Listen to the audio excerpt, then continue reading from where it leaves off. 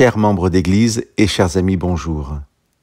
Au cours des partages précédents, j'ai eu l'occasion de vous rappeler comment les chrétiens ont lu certains passages des prophètes du Premier Testament.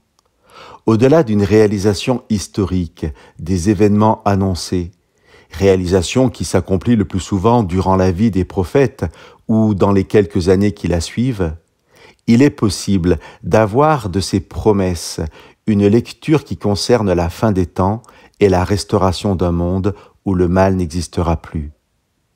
J'aimerais vous lire aujourd'hui quelques passages de la fin du chapitre 65 du livre du prophète Ésaïe et vous partager ensuite comment les apôtres Pierre et Jean reprennent ces passages dans leur livre du Nouveau Testament.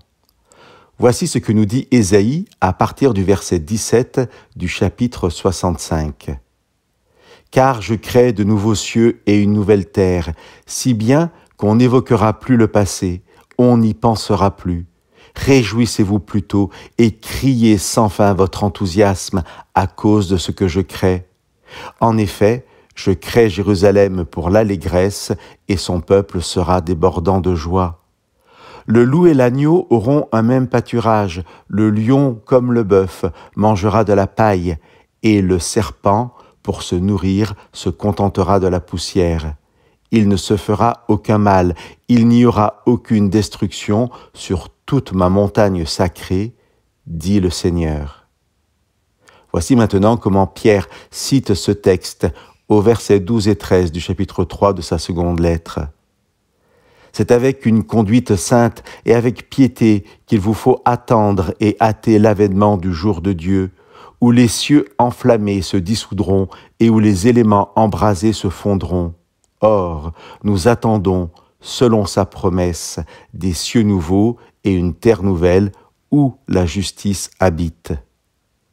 Chers amis, je vous laisse avec cette merveilleuse vision que Jean nous rapporte au début du chapitre 21 de son Apocalypse. Que ce temps à venir, qui se rapproche à grands pas, soit un sujet d'espérance et de joie pour chacun. Alors je vis un ciel nouveau et une terre nouvelle, car le premier ciel et la première terre avaient disparu, et la mer n'était plus. Et je vis descendre du ciel, d'auprès de Dieu, la ville sainte, la Jérusalem nouvelle, prête comme une mariée qui s'est parée pour son mari.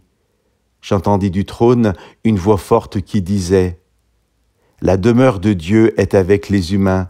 Il aura sa demeure avec eux. Ils seront ses peuples, et lui-même qui est Dieu avec eux sera leur Dieu.